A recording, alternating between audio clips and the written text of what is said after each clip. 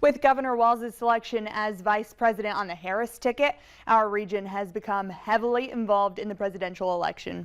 Valley News Team's Adam Shalafu caught up with political science experts at NDSU today on the digital desk.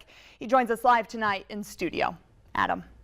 Thanks, Courtney. There was speculation that North Dakota's Doug Burgum could be on the ticket with Donald Trump. Now Minnesota's Governor Tim Walz will be on the Harris ticket. Professor Barath explained that having a Midwest governor is extremely valuable in this year's election. Here's a portion of our conversation this morning. Has this region ever been so closely connected to an election?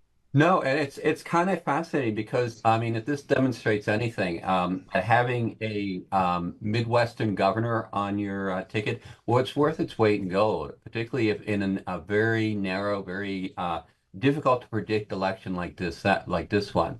So if you're Governor Wells, I mean, you know, a year ago, 6 months ago, no one would be thinking about this. But all of a sudden, when people are reconfiguring the ticket, suddenly it makes a lot of electoral sense. It's interesting to see that the other governor under consideration from Pennsylvania was sort of viewed it the same way.